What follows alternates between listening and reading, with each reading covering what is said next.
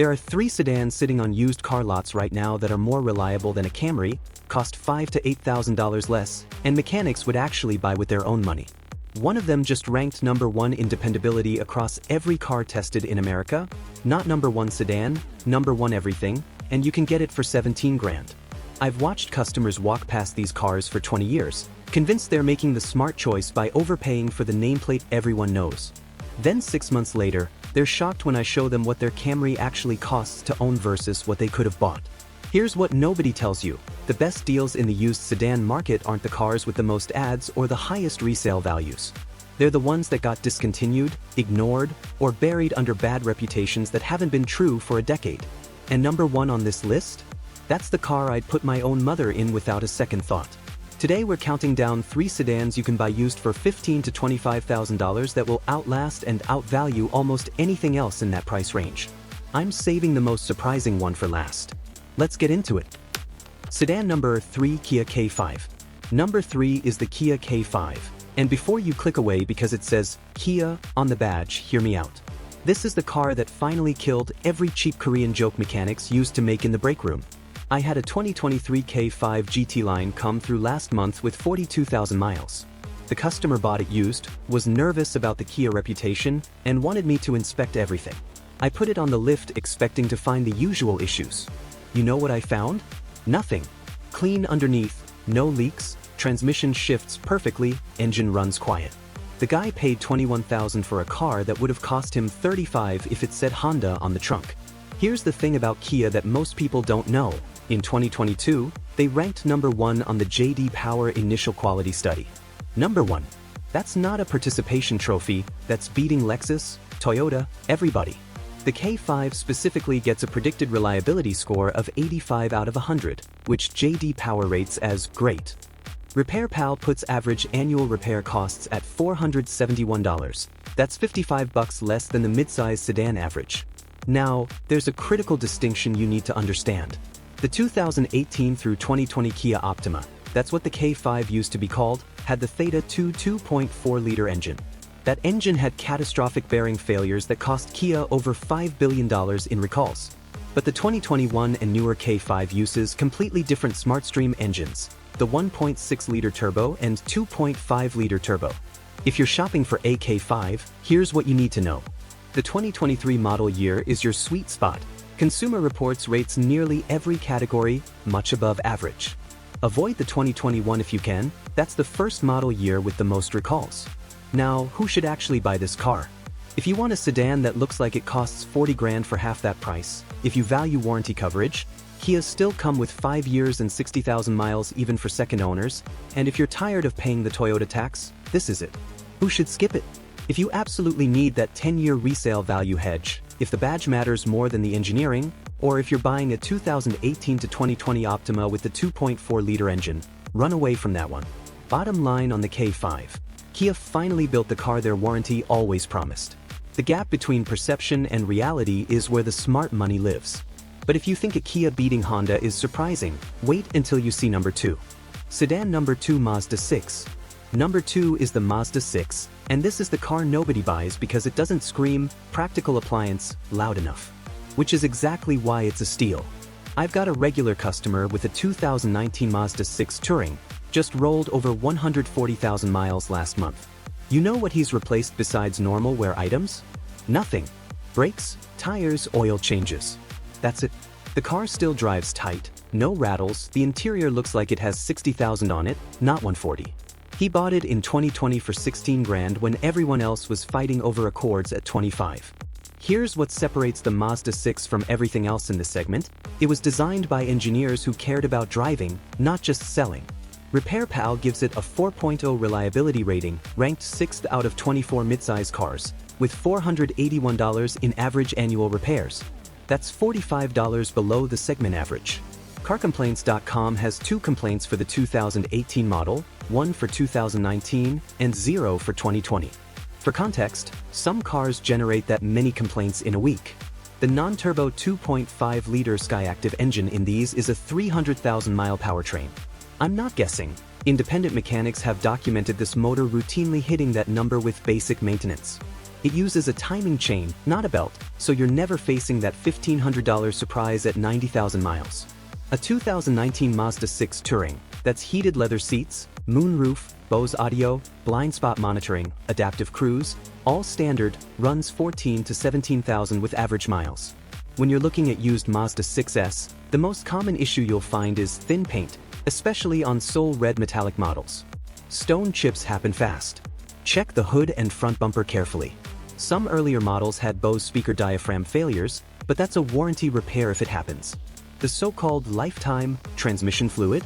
Change it at 60 to 80,000 miles. Mazda says it's not necessary. I say I've seen what happens when you believe that.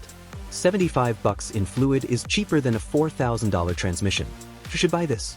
If you want a sedan that actually feels good to drive, if you appreciate interior quality that punches above its weight class, if you're keeping a car past 100,000 miles and want something that won't nickel and dime you, this is it. Who should skip it?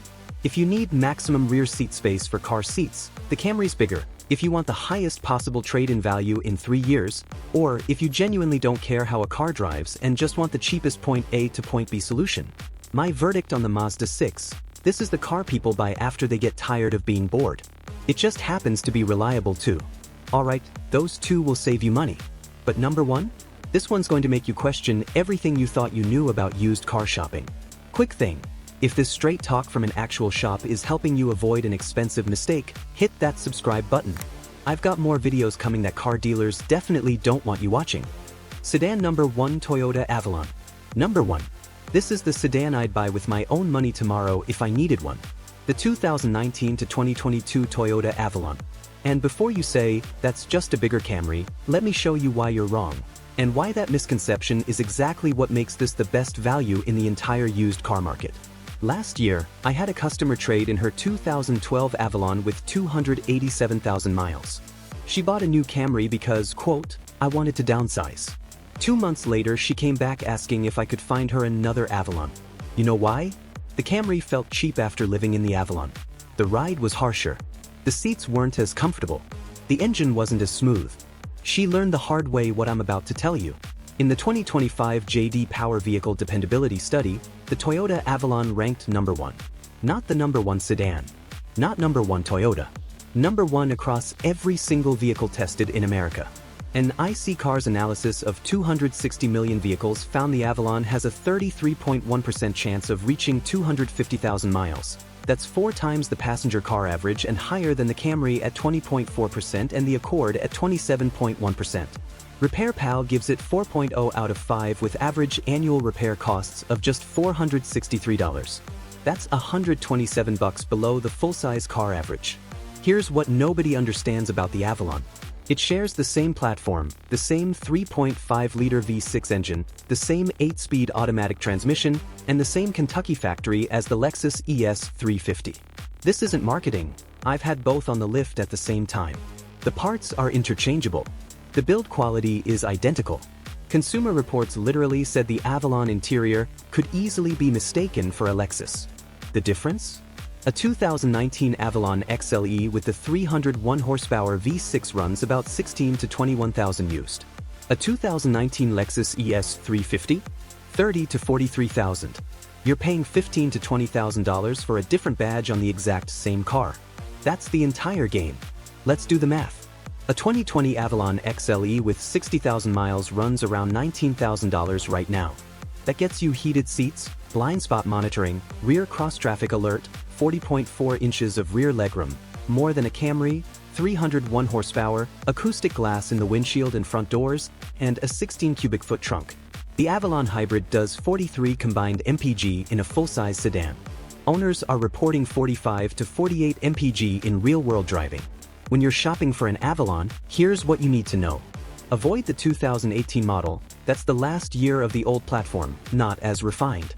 The 2019 and 2020 models are your sweet spot. There's a fuel pump recall that affected 2018 to 2020, make sure that's been done, it's a free repair. Who should buy this car? If you want a full-size sedan that feels like a luxury car but costs like a Camry, if you're keeping a vehicle 200,000 plus miles, if you haul adults in the back seat regularly and want them comfortable, if you're tired of paying the Lexus premium for the same engineering, this is it. Who should skip it? If you want something sporty that makes you smile in corners, if you care about image more than substance, if you're flipping cars every 3 years and need maximum resale value, or if you actually want people to know you spent money on your car. Bottom line on the Avalon. Toyota discontinued this car in 2022 and replaced it with the Crown. That discontinuation created a used market gift. The most reliable full-size sedan in America, selling for thousands less than it should because nobody under 60 knows it exists. This is the car mechanics buy when they're done proving points and just want something that works. So those are the 3 sedans that'll save you money, last longer, and make you wonder why everyone keeps buying the same 5 cars over and over. You now know more about reliable used sedans than most people who walk onto a dealer lot this weekend. Next time a salesman tries to upsell you on extended warranties or tells you Toyotas are just better, you'll know what the numbers actually say. Now if you want to know which sedans you should absolutely avoid, the ones I won't work on because the repair costs are insane, I made a whole video breaking that down. And if you're actually shopping for an SUV instead, watch this video next. I cover 3 cheap SUVs that are absolute gold mines in the used market. Same research, same mechanic perspective, zero BS. That's 20 years of turning wrenches talking. Take it or leave it. I'll see you in the next one.